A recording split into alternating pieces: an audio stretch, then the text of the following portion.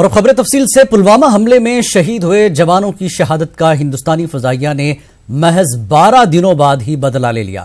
PoK में जैश के सबसे बड़े कंट्रोल रूम पर एयर स्ट्राइक करके उसे तबाह कर दिया गया है। पेश है ये रिपोर्ट। इस बार सबका हिसाब होगा, हिसाब पूरा होगा। पुलवामा हमले का बदला। मुजफ्फराबाद, बालाकोट और चकोटी में फजाइया की बमबारी। 12 मिराज लड़ाका तैयारों ने 1000 किलोग्राम बम गिराए। 200 से 300 दहशतगर्द ढेर वहां पहुंचा दिया जहां उसकी जगह थी। पुलवामा मिलिटेंट हमलों के 12 दिनों के बाद हिंदुस्तानी फजाइया ने बड़ी कार्रवाई की। पुलवामा हमले के बाद पीएम मोदी ने फौज को कार्रवाई की खुली छूट देने की बात कही थी। उन्होंने हमले की जगह और वक्त का तयन करने का इख्तियार भी फौज को ही दिया था। पुलवामा हमले में शहीद हुए जवानों के अहले खाना के कलेजों को भी इस ऑपरेशन से ठंडक पहुंची है। देश ने कार्रवाई की है, बहुत ही एकदम 100% सही है। और जिसका जो जाता है, जिसके घर से जो छाया चिंता है, माँ बाप का, भाई बहन के सब घर उजड़ जाते हैं, बच्चे अनाथ हो जाते हैं। इस दिशा में यही कहूँगा, मैं सेना में रहते हुए मैं एक्स हवलदार सर्विस आर्मी में था। अगर हमको मौका मिलता है तो मैं भी तत्पर जाने के लिए बॉर्डर पे शहर से जाऊंगा और ये कार्रवाई बिल्कुल उचित है। कार्रवाई ठीक हुई, पर मैं चाहता हूं कि इससे ही बड़ी कार्रवाई हो और आतंकियों को जड़ से खत्म किया जाए। सारे विश्व को इस समय यूनाइट होकर के आतंकवादियों के सारे ठिकाने जितने हैं वो नस्ता नाबूद कर देना चाहिए। यदि कोई देश या पाकिस्तान ही क्यों ना अगर इनका संरक्षण देना चाहता हो तो उसको भी माकूल जवाब देने के लिए हमारी सेनाएं को तैयार रहना चाहिए। ये कदम भारत का जो है सदैव जो है सराहनीय और प्रशंसनीय है। इस हमले से हिंदुस्तान ने वाजे कर दिया है कि अब पाकिस्तान से बात करने का वक्त नहीं। हिंदुस्तान अब पाकिस्तान को उसी की जबान में समझाएगा। Bureau report, news 18 Urdu. खारजा सेक्रेटरी विजय गोखले ने कहा कि पाकिस्तान दहशतगर्दों के खिलाफ कोई ठोस कार्रवाई नहीं कर रहा था। उनका कहना है कि हिंदुस्तान ने बालाकोट में जैश के बड़े ठिकाने को निशाना बनाया। इसमें जैश को काफी जानी नुकसान पहुंचा है। Has taken no concrete action to dismantle the infrastructure of terrorism on its soil. Credible intelligence was received that the Jaish-e-Mohammed was attempting other suicide terror attacks in various parts of the country, and the Fidaiyin jihadis were being trained for this purpose. In the face of imminent danger, a preemptive strike became absolutely necessary. In an intelligence-led operation in the early hours of today, India struck the biggest training camp of the Jaish-e-Mohammed in Balakot. In this operation, a very large number of Jaish-e-Mohammed terrorists, trainers, senior commanders, and groups of jihadis who were being trained for Fidaiyin action were eliminated. This facility at Balakot was headed by Maulana Yusuf Azhar, alias Ustad Ghori, the brother-in-law of Masood Azhar, chief of the JEM. The government of India is firmly and resolutely committed to taking all necessary measures to fight the menace of terrorism. Hence, this non-military preemptive action was specifically targeted at the Jaish-e-Mohammed camp. The selection of the target was also conditioned by our desire to avoid civilian casualties. The facility is located in thick forest on a hilltop far away from any civilian presence. Rajasthan के चूरू में वजीर आजम ने अवामी rally से खिताब किया। कहा मुल्क महफूज हाथों में है। उन्होंने कहा कि पुलवामा के हमले का बदला ले लिया गया। आज एक ऐसी पल है, आओ हम सब भारत के पराक्रमी वीरों को नमन करें, सर झुका करके नमन करें। आज चूरू की धरती से मैं देशवासियों को विश्वास दिलाता हूं कि देश सुरक्षित हाथों में है। और चुरू की धरती से मैं देशवासियों को फिर से एक बार 2014 के मेरे इन शब्दों को मां भारती के वीरों को नमन करते हुए आज मैं फिर से दोहरा रहा हूं। सौगंध मुझे इस मिट्टी की,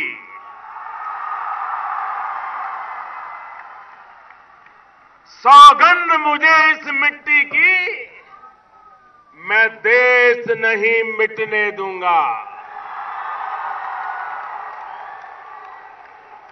मैं देश नहीं रुकने दूंगा, मैं देश नहीं झुकने दूंगा। मेरा वचन है भारत मां को, तेरा शीश झुकने नहीं दूंगा। मकबूजा कश्मीर में जैश के ठिकानों पर फिजाई हमलों के तनाजुर में वज़ीर आज़म नरेंद्र मोदी की सदारत में सलामती उमूर पर काबीना कमेटी की मीटिंग हुई। मीटिंग में वज़ीर दाखिला राजनाथ सिंह, वज़ीर दिफा निर्मला सीतारमण, वज़ीर खारजा सुषमा स्वराज, वज़ीर खजाना अरुण जेटली शामिल थे। इस अहम मीटिंग में कौमी सलामती के मुशीर अजीत डोभाल और पीएमओ के दीगर ओहदेदारान भी शामिल थे।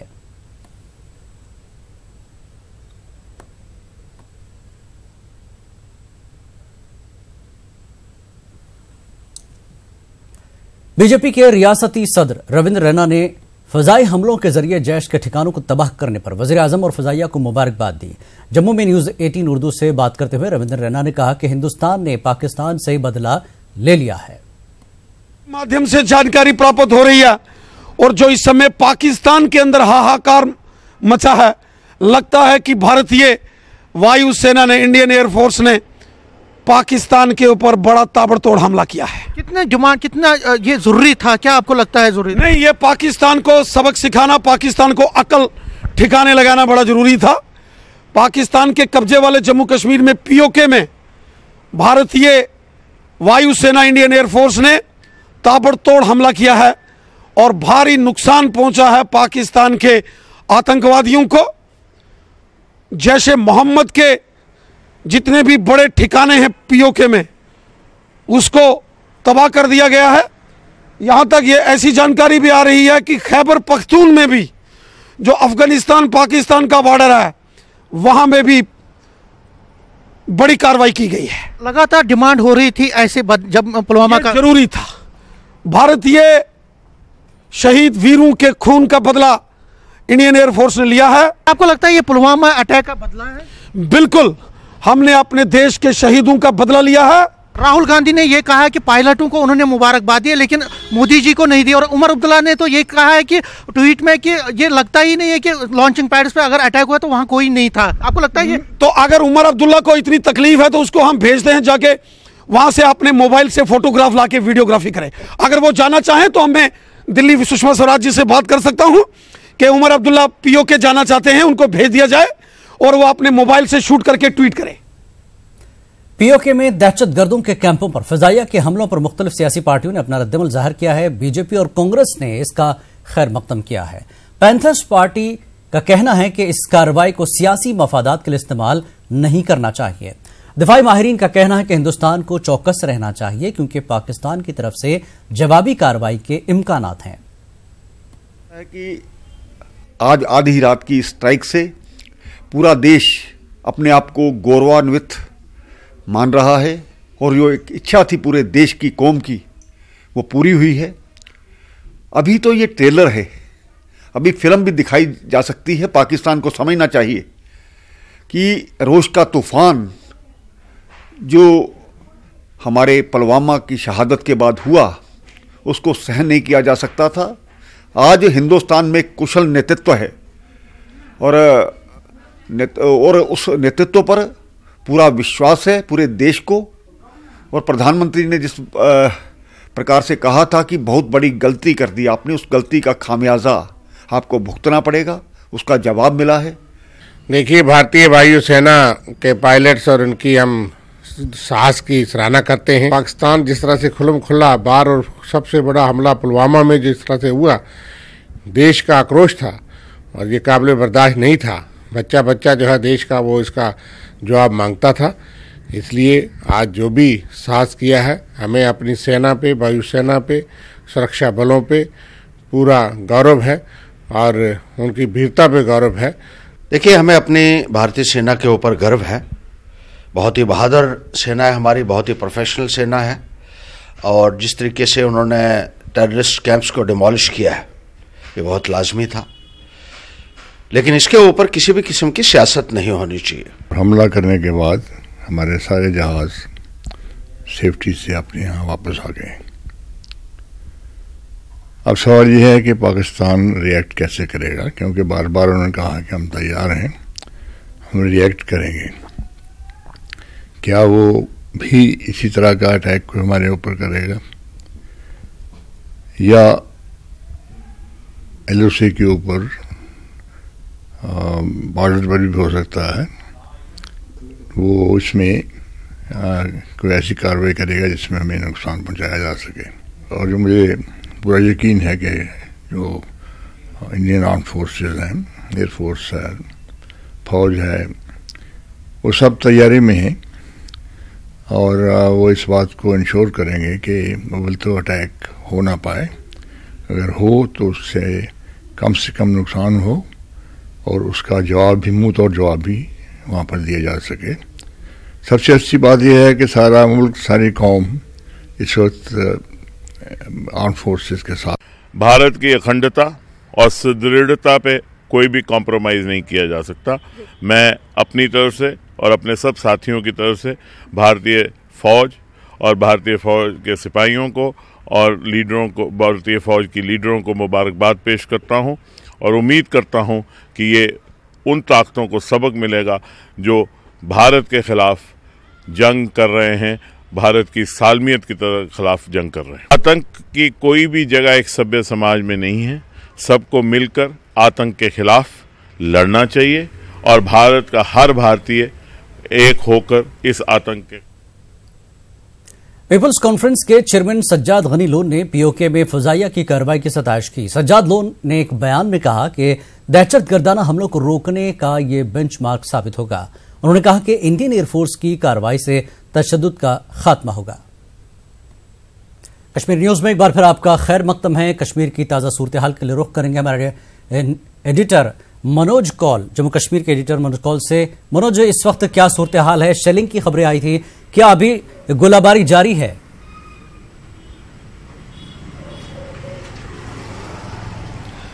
जी हाँ, बिल्कुल जिलानी, जैसे कि हम दिन में बात कर रहे थे कि जैसे ये हमला हुआ था, जो एयर स्ट्राइक की गई थी पाकिस्तान के और पाकिस्तान और मकबूजा कश्मीर के कुछ इलाकों में जैश मोहम्मद तंजीम के ठिकानों पर, तो उसके बाद ये सवाल पूछे जा रहे थे कि आखिर पाकिस्तान की तरफ से किस तरह का रुख होगा। तो ये खदशा जाहिर किया जा रहा था कि पाकिस्तान इसमें रिटेलिएट जरूर करेगा और ऐसा ही देखने को मिला।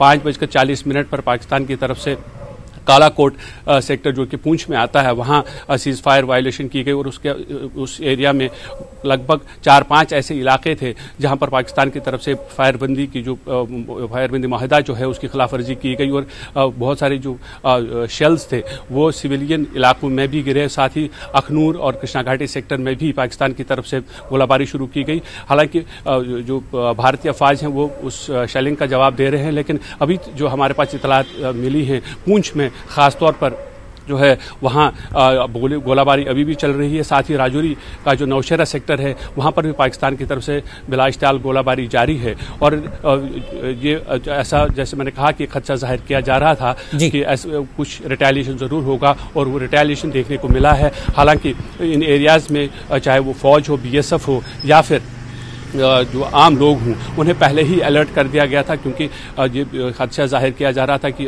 इस तरह के हालात बन सकते हैं, पाकिस्तान कोई हरकत ऐसी कर सकता है। तो फिलहाल वहाँ जो है लोग डरे हुए हैं, खासतौर पर जो पूंछ सेक्टर है, क्योंकि वहाँ शहरी आबादी पर भी गोलाबारी हुई है। और लेकिन जैसे मैंने बताया कि शहरी और बाकी जो वहाँ आर्मी है वो अलर्ट है और ये कोशिश की जा रही है कि अगर जो एरिया जिसमें ज़्यादातर शहरी रह रहे हैं उन्हें अगर कोई सेफर मकामात की तरफ मुंतकल करना पड़ा तो उनको मुंतकल किया जाएगा। तो फिलहाल जब आप और हम बात कर रहे हैं अभी गोलाबारी जारी है। जी बहुत बहुत शुक्रिया मनोज इस पूरी जानकारी के लिए। तो ये थे जम्मू कश्मीर के एडिटर मनोज कुल जैसा कि उन्होंने बताया कि गोलाबारी अभी भी जारी है और सरहदी इलाकों पर लोगों में खौफ हरास का माहौल है और वक्त पड़ने पर यानी जरूरत पड़ने पर सरहदी इलाकों के लोगों को महफूज मकामात पर मुंतकिल किया जाएगा। आगे बढ़ेंगे। एलओसी के पार जैश के ठिकानों पर हमले का जम्मू में जश्न मनाया गया। बीजेपी कारकुनों समेत दीगर अफराद ने सड़कों पर निकलकर फजाइया की इस कामयाब कार्रवाई पर खुशी का इजहार किया। इस दौरान पाकिस्तान के खिलाफ नारेबाजी की गई। जिस प्रकार से उन्होंने इजराइल और अमेरिका के बाद तीसरा हिंदुस्तान बना जो चुन चुन कर दुश्मनों को पाकिस्तान या दुश्मन की मांद के अंदर जाके मारता है, और हिंदुस्तानी जो है जो अपने दिल से लेता है, और वो गद्दार है, वो पीछे पीठ पे वार करते हैं, लेकिन हम हिंदुस्तानी सीने पे वार करते हैं। यही कहना चाहते हैं कि जो नरेंद्र भाई मोदी जी बोलते हैं वो करके दिखाते हैं, और आज पाकिस्तान ने जो हमारी हिमाकत की, हमारे 44 फौजी भाइयों को मारा, आज हमने उसका 10 गुना ज्यादा बदला ले दिया। पीओके में जैश के ठिकानों पर फिजाई हमलों पर पुंज के लोगों में खुशी की लहर है। लोगों ने सड़कों पर उतरकर जश्न मनाया। लोगों ने कहा कि पाकिस्तान को जबरदस्त जवाब दिया गया है और दहशतगर्दों के खिलाफ ऐसे ही कदम उठाए जाने चाहिए।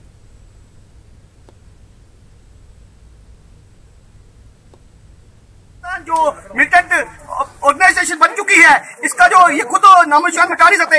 हमारी फौज इस काबिल है कि वो पाकिस्तान के अंदर से जो मिलिटेंसी है वो खत्म करेगी। इसकी हमें खुशी है और हम चाहते हैं कि आए दिन ये सर्जिकल स्ट्राइक होती रहे। आज एक किस्म की दिवाली, ईद और गुरपुरब का जश्न जैसे है, यहाँ पुंछ में सभी धर्मों के लोग यहाँ पे जश्न मना रहे हैं। जो हमारी इंडियन आर्मी, इंडियन एयरफोर्स और जो मोदी सरकार ने आज जो कदम उठाया, जो सर्जिकल स्ट्राइक पाकिस्तान की छाती के ऊपर की है, उसका आज हम सभी पुंछ निवासी, यहाँ जो बॉर्डर में रहने वाले सभी निवासी, हिंदू मुस्लिम सभी लोग यहाँ पे इसका दहशतगर्द ठिकानों पर हिंदुस्तानी फजाइया के हमलों का पुंछ के लोगों ने खैर मकदम किया। लोगों ने कहा कि पाकिस्तान को करारा जवाब दिया गया है। लोगों का कहना है कि सुबह सवेरे उन्होंने जहाजों की आवाजें सुनी थी, बाद में फजाइया की कार्रवाई का पता चला। 3:30 बजे के करीब हमने फाइटर जहाजों की आवाज सुनी और आसमान पर ऐसे लग रहा था जैसे बमबारी हो रही है। तो आज जबरदस्त देश में प्रसन्नता है और भारतीय सेना के हर जगह जो है भारत सेना पर जो है विश्वास किया जा रहा है, जय जयकार हो रही है। और खास तौर पर बॉर्डर एरिया के हम लोग हैं, क्योंकि पाकिस्तान आए दिन यहां पर शरारत करता था। अब बिल्कुल साइलेंस है, आप देख सकते हैं पूरे बॉर्डर पर साइलेंस है और ये बहुत वेलकम स्टेप है। हम प्राइम मिनिस्टर को बधाई देते हैं, डिफेंस मिनिस्टर को बधाई देते हैं, आर्मी चीफ्स को बधाई देते हैं कि बहुत बड़ा स्टेप है। इससे पूरे देश का जो मॉरल है वो बहुत बड़ा बूस्ट हुआ। हमने न्यूज देखी है तो हमें पता चला, बहुत खुशी की बात है। भारतीय एयरफोर्स ने जो आज ये कारनामा किया है, उससे आने वाले कई सालों तक पाकिस्तान को याद रहेगा कि अब हिंदुस्तान वो पुराने वाला हिंदुस्तान नहीं है। हिंदुस्तान की फौजें वो फौज नहीं रही है। आज अगर वो छोटा सा भी हिंदुस्तान पे कुछ भी आतंकी हमला करेंगे, उसका जवाब जो है उससे 4 गुना 10 गुना ज्यादा बढ़ा के दिया जाएगा। तो ये दहशतगर्दी के खिलाफ ये जंग है, ये मिलिट्रिस्ट और टेररिज्म के खिलाफ ये जंग है। और ये जो हमला किया है हिंदुस्तान ने, ये तो था क्योंकि उन्होंने करना था, क्योंकि लोग मरे होते। हिंदुस्तान पूरा जो है, इसको पूरी दुनिया जो कह रही है कि कुछ न किसी इसका बदला लिया जाना चाहिए। तो ये जो अटैक हुआ है ये बार-बार है और बहुत खुश हैं। यहाँ आप देख लें, यहाँ पे आना क्या। उधर उधमपुर में भी फजाइया की कार्रवाई पर जश्न मनाया गया। भारतीय विद्या मंदिर स्कूल के तलबा ने इंडियन एयरफोर्स जिंदाबाद के नारे लगाए। तलबा ने कहा कि पाकिस्तान को अच्छा सबक सिखाया गया है। उन्होंने कहा कि जम्मू कश्मीर से भी मिलिटेंसी का खात्मा होना चाहिए।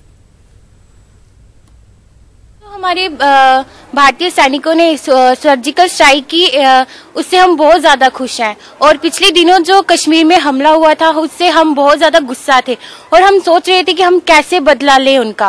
और जो अभी सर्जिकल स्ट्राइक है उन सबसे हम बहुत ज्यादा खुश हैं कि आगे भी हमारी इंडियन आर्मी जो है वो ऐसे बदला लेती रहे। हम अपने प्रधानमंत्री नरेंद्र मोदी जी से उम्मीद करते हैं कि ऐसे जो स्ट्राइक्स वो करते रहे और हमें शांति मिले। इस गल दी खुशी मनाई जाने कि एयरफोर्स ने पाकिस्तान के उपर हमला किया, बड़े खुश न अस दसा। ये हमले और भी होने चाहिए, जेका आतंकवाद है नाम निशान मिटना चाहिए ताकि वो बार बार हमले नहीं करी सके। आरएसपुरा में भी लोगों ने फजाइया की कार्रवाई का खैर मकदम किया। लोगों ने हिंदुस्तानी फौज जिंदाबाद के नारे लगाए। लोगों का कहना है कि पाकिस्तान की जानिब से जो मिलिटेंट सरगर्मियां अंजाम दी जा रही थी, इस तनाजुर में उसको करारा जवाब देना जरूरी था। वहीं सरहद पर लोगों में खौफ भी देखा जा रहा है। अटैक को लेकर पूरे देश में जहां गुस्सा था और भारत सरकार पर एक प्रेशर था कि पाकिस्तान को सबक सिखाया जाए, इसी के चलते आज जो भारतीय वायुसेना है उसने पाकिस्तान LOC में घुसकर पाकिस्तान पर वो प्रहार किया है और खासकर सरहदी इलाके में लोगों में काफ़ी खुशी है और भारतीय सेना और भारतीय वायुसेना जिंदाबाद के नारे आप आम सुन सकते हो। मैं हिंदुस्तान की वायुसेना का बहुत ही तहे दिल से उनका धन्यवाद करता हूं और उनको सल्यूट करता हूं हिंदुस्तान की वायुसेना को कि जिस प्रकार से पाकिस्तान के अंदर LOC PO पर जो पाकिस्तान के जितने भी वहां पे जो उन्होंने संगठन जो आज पूरी दुनिया में उनका मेरे ख्याल से नक्शा यहाँ पे खत्म हो चुका है। बहुत ही अच्छा कदम उठाया है। हम चाहते हैं कि पाकिस्तान के अंदर जितने भी बेस कैंप हैं उनको उड़ा देना चाहिए भारतीय एयरफोर्स को। हम चाहते हैं इससे सख्त कार्रवाई हो। हमें नरेंद्र भाई मोदी जी पे के ऊपर पूरा विश्वास है। सरहदी इलाके में लोगों में काफी खुशी है और भारतीय सेना और भारतीय वायुसेना जिंदाबाद के नारे आप आम सुन सकते हो। कैमरा पर्सन राज के साथ इंटरनेशनल बॉर्डर RS सेक्टर से विजय भारद्वाज, न्यूज 18 नेटवर्क। दहशतगर्दों के कैंपों पर फिजाइया के हमलों से सरहदी इलाकों के लोग खुश हैं।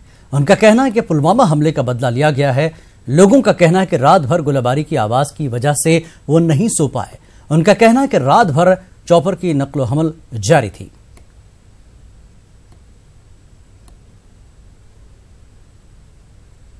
जिला के सीमावर्ती गांव में रहते हैं। इस पूरी रात जो है वो फायरिंग होती रही है। बहुत ही जोरदार गोलाबारी हुई है जिससे हम रात भर सो नहीं पाए और ना ही हमारे बच्चे सो पाए हैं। और रात को जहाज भी काफ़ी चलते रहे हैं और आर्मी की बहुत ही मूवमेंट है के 12 जहाज। आज जो ये हमने खबर सुनी कि आज हमारी वायुसेना ने पाकिस्तान में जा कर के और जैश ए मोहम्मद के जो टेररिस्ट अड्डे थे उनको मतलब ख़त्म किया, तो हमको बहुत खुशी है और हम चाहते हैं कि ये आगे भी ऐसा ही करता रहे, क्योंकि जो हमारे जवान निहत्थे 40 शहीद हुए थे उनका बदला आज लिया है। इसके लिए हम बहुत बहुत खुश हैं और हम वायुसेना के पायलट को बहुत सलूट करते हैं कि उन्होंने ये आज बहुत अच्छा काम किया है। हम अपने देश के लिए मर मिटने वाले हैं। आज मेरा लड़का भी है ना वहीं कुलगामा में 5RR में है जो वहाँ पर ड्यूटी कर रहा है और हम चाहते हैं कि आज भी हमारी ज़रूरत पड़े तो हम वहाँ सरहद पर जाने के लिए तैयार हैं। जब 26/11 का ये हमला हुआ था संसद पर, उस टाइम पर मैं खुद वहाँ पर था।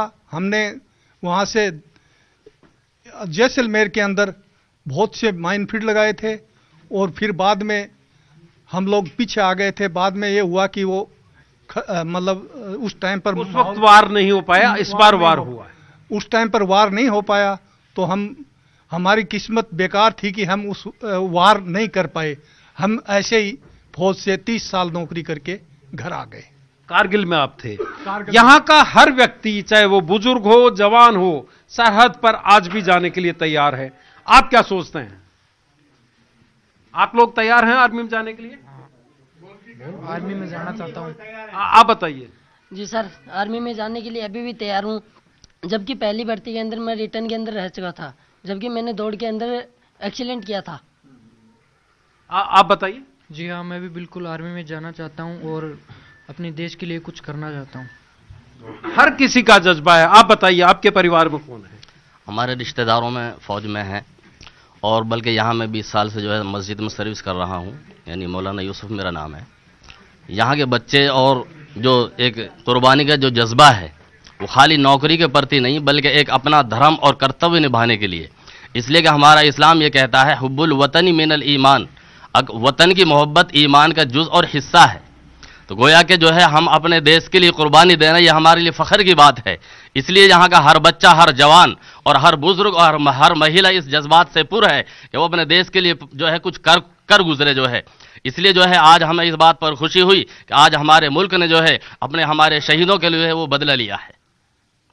ये बिल्कुल जश्न था आपके यहाँ भी। बहुत अच्छा जश्न था। हर आदमी इस पर खुशी मना रहा है कि हमारे 40 जो शहीद हुए हैं उसका हमने अच्छी तरीके से बदला ले लिया है आज।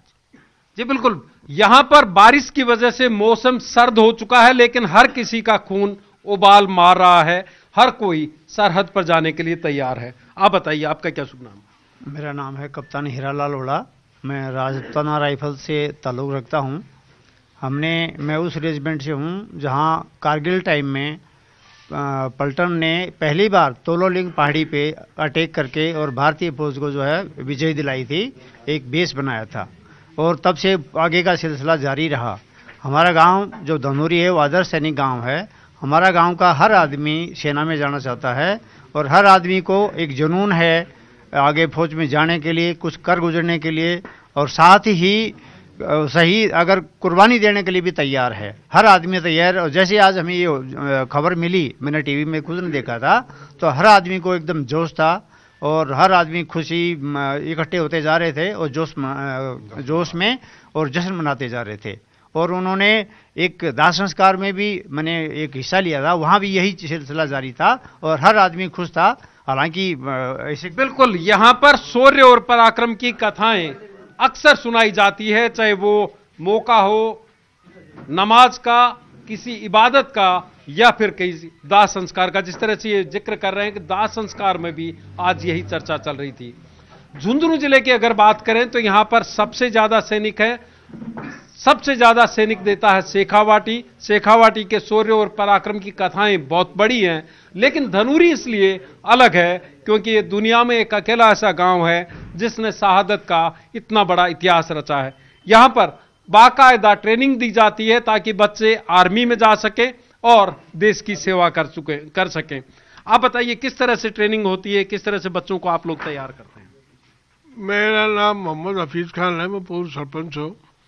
यहाँ हमारे जो एक्समैन हैं वो बच्चों को सेना भर्ती के लिए तैयार करते हैं, उन्हें ग्राउंड में ले जाते हैं, उनकी फिजिकल, उनकी दौड़ भाग करवाना, उनको फिजिकल फिटनेस करवाना, टेस्ट करवाना। जैसे मेरे पास ये बैठे हुए मनवर खां, ये अपने टाइम में आर्मी में इंस्ट्रक्टर रह चुके, इसलिए ये बच्चों को ट्रेन करते हैं।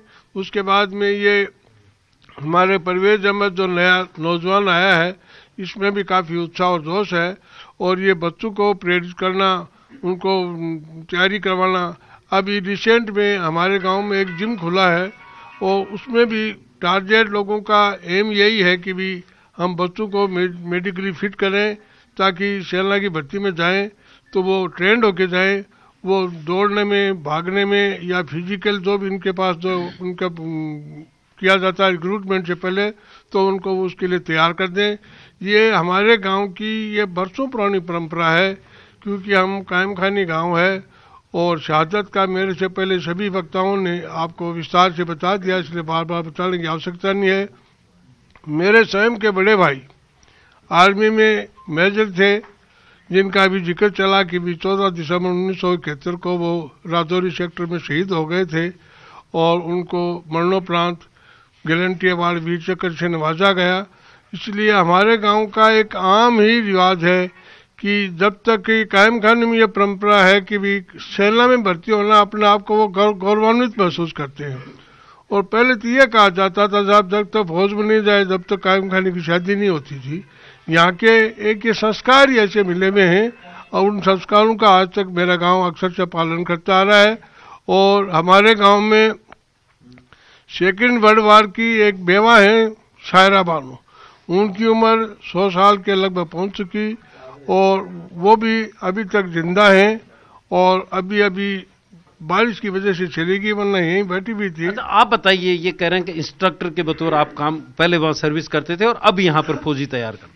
मैं 1984 में रिटायरमेंट हुआ, तब से हमारे गांव के बच्चों को पीटी कोर्स मैंने किया। पूना के अंदर मेरा रिजल्ट भी A1 था। मैंने अच्छी तरक्की की, यहाँ पर दौड़ लगाई, बच्चों को दंड पड़े, बच्चों को फिटनेस किया, बच्चों को आगे के लिए मैंने यही प्रेरणा दी कि सेना में जाकर अपना नाम कमाना है, देश का नाम कमाना है और हमारे गांव का नाम कमाना है, धनौरी गांव का नाम कमाना है। धनौरी एक ऐसा गांव है जहां से लोग भर्ती होकर सेना में जाते हैं। अभी मोहम्मद हफीज खान ने बताया कि इनके बड़े भाई MS खान जो 71 के अंदर वो शहीद हो गए थे, उन्हें वीर चक्र से सम्मानित किया गया। कहने उनके साथ वालों ये कहते हैं कि सामने से जब फायर आया तो आवाज आई कि मेजर इकबाल खान तुम चले जाओ। उन्होंने जवाब दिया, नहीं मैं चलने नहीं आया हूं, मैं देश की सेवा के लिए आया हूं। तब उसके बर्स्ट लगे और वो वहीं वीरगति प्राप्त हुए। ऐसे वीरों की हमें जरूरत है। इस गांव के वीर हैं जो वीर चक्र से सम्मानित हैं, आज भी उनका नाम लिया जाता है। अच्छा, आप बताइए, ये तो वीर चक्र यहाँ पर मिला, शौर्य चक्र मिला अभी आरिफ खान को 2 साल पहले, इस बार मुबारक खान को मिला। तो ये एक परंपरा है पूरे शेखावाटी इलाके की, और खासतौर पर अगर धनूरी की बात करें, ये जो सुबह सुबह जब खबर मिली तो आपका पहला रिएक्शन क्या? पूरा गांव है वो जश्न में डूब गया और सब मिलके किसी ने आतिशबाजी की, किसी ने नारेबाजी की, और अंत में ये फैसला किया गया कि हम शाम के वक्त है ना इसको और जश्न से मनाएंगे और पूरे देश में संदेश जाए कि हमारे नौजवानों का जो शहादत थी वो कभी बेकार नहीं जाएगी। 40 के बदले हमने 400 को मार के बदला लिया और पूरे गाँव में उत्साह था। मैं स्वयं जब पढ़ता था तो 68 से लेकर 73 तक मैंने एनसीसी में रह के सेवा की। 21 दिन का मैंने आर्मी का कैंप किया। 71 की लड़ाई में जितने हथियार थे सब पे मैंने ट्रेनिंग ली। मेरा बेटा 17 साल तक फौज की नौकरी करके आया, जिसमें 15 साल उसने सीमा पे गुजारे और अब भी वो डीएससी में है और देश की सेवा कर रहा है। और मेरे 2 पोतियां हैं, वो दोनों पोतियां भी अभी पढ़ रही हैं और वो कह रही हैं हम भी पापा की लाइन पे जाएंगे और देश की सेवा के लिए अपना फर्ज निभाएंगे। और ये इस गाँव की परंपरा है कि जो जन्म लेता है ना वो ये मानता है कि सबसे पहला धर्म मेरा देश की रक्षा है और इसके लिए वो सबसे पहले फौज में जाना चाहता है। तो ये 4 बजे बच्चे उठ के और दौड़ना शुरू कर देते हैं और उनके अग्रज हैं वो उनको ये ट्रेनिंग देते हैं और इस हिसाब से हर साल कम से कम 15-20 बच्चे इस गांव से फौज में भर्ती होते हैं और लगातार सेवा देते हैं। और कभी ये नहीं आया कि इस देश में, इस गाँव में ये नहीं लगा कि भाई सेना के प्रति लगाव कम हुआ। 5वीं पीढ़ी लोगों की चल रही है जो कि जब भी उनको मौका मिलता है तब भी चले जाते हैं। और कायमखानी समाज का तो एक रिवाज है कि तब तक अच्छी शादी या अच्छा वो उसको नहीं मानेंगे जब तक उस घर का बच्चा फौज में नहीं होगा। यही जज्बा आगे से आगे। तो नाज़रीन, आप देख रहे थे राजस्थान के मुस्लिम अक्सरियती धनूरी गांव खामखानी से लोगों का जो जज्बा दिखाई दिया। आज के इस हमले के बाद लोगों ने खुशियां मनाई, मिठाइयां तकसीम की, नारेबाजी की। इस गांव की खास बात यह है कि यह फौजियों का गांव खामखानी है, धनूरी गांव। फौज में तकरीबन 300 जवान यहां हैं। इस गांव के 17 जवान मुल्क की हिफाजत करते हुए शहीद हुए हैं। आपने खुद तमाम तफसीली बातचीत यहां के लोगों की सुनी, यहां के जज्बात देखे। जिला सांबा के सरहदी इलाकों के लोगों का कहना है कि पाकिस्तान को अपनी नापाक हरकतों का खमियाजा भुगतना पड़ा है। लोगों ने पाकिस्तान के खिलाफ नारेबाजी की और कहा कि पाकिस्तान के खिलाफ मजीद बड़ी कार्रवाई की जाए। साथ ही लोगों का कहना है कि सरहदी इलाकों के लोगों में खौफ का माहौल है। पुलवामा के बाद जो बॉर्डर पे टेंशन थी, ये टेंशन तो है क्योंकि ये आए दिन पाकिस्तान जो बीच में फायरिंग करता रहता है। और इसमें आज हमें खुशी का दिन भी है कि जो आज 3:30 बजे हमारे गवर्नमेंट ने जो पाकिस्तान पे जो उग्रवादी कैंप थे जिन पे अटैक किया है, तो उससे हमारे लोगों का उत्साह भी थोड़ा बढ़ा हुआ है और हम खुश हैं। आज जो कार्रवाई हिंदुस्तान ने की है इस पर लोग बहुत खुश हैं। बॉर्डर का माहौल बिल्कुल शांत है, लोगों में कोई दहशत नहीं है। बेशक आर्मी दोनों तरफ अलर्ट है, इसमें कोई शक नहीं है, और हम भी अलर्ट हैं, लेकिन घबराहट वगैरह की कोई। उड़ी में एलओसी के करीब रहने वाले लोगों में खौफ का माहौल है। लोगों का कहना है कि अगर माहौल कशीदा होता है तो उनकी जान और माल के तहफ़्फ़ुज़ को यकीनी बनाया जाए। लोगों का कहना है कि बाज़ बंकरों की हालत खस्ता है। उन्होंने हुकूमत से अपील की कि इनके तहफ़्फ़ुज़ फराहम किया जाए। इस वक्त हम उड़ी में हैं और यहाँ पे बात करेंगे हम कुछ लोगों से जो बॉर्डर से आए हैं, बॉर्डर के इलाकों से आए हैं। हाँ, यहाँ बॉर्डर पे एलओसी के बिल्कुल 0 पॉइंट पर लोग रहते हैं, बिल्कुल ओपन में। अगर खुदा न खास्ता किसी वक्त भी फायर होता है, सीज फायर होता है, तो लोग यहाँ के जख्मी होते हैं। तो इनके लिए मतलब हम सरकार से अपील करते हैं, अगर ऐसी बात है कि तो बंकर लोगों को दिए जाए। 3:30 बजे जहाज़ों की आवाज़ यहाँ से आई तो लोगों के दिलों में खौफ हरास फैल गया। तो लोगों ने सोचा कि शायद कुछ ज़लज़ला होने वाला है।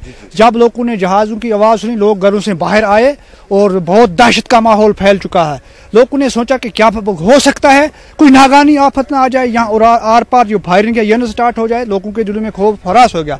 तो लोग यही सरकार से अपील करते हैं यहाँ रिहायशी बैंकर दिए जाएं कि लोग राहत की सांस ले सकें। जंगी सूरत हाल होती है कहीं भी, तो इस सूरत हाल के पेश नज़र जो है आवाम के जो है मालो जान की हिफाजत को यकीनी बनाया जाए। बैंकर्स जो हैं बॉर्डर्स एरिया पे बैंकर्स वो खराब हो गए हैं। इनका मुतालबा है कि बैंकर्स को नए सिरे से तामीर किया जाए ताकि अगर कि ऐसी अभी कोई बात नहीं है जिसमें घबराने वाली कोई ऐसी बात हो, तो बिल्कुल कोई डरने की कोई बात नहीं है। एज ऑफ नाउ बिल्कुल सब ठीक है।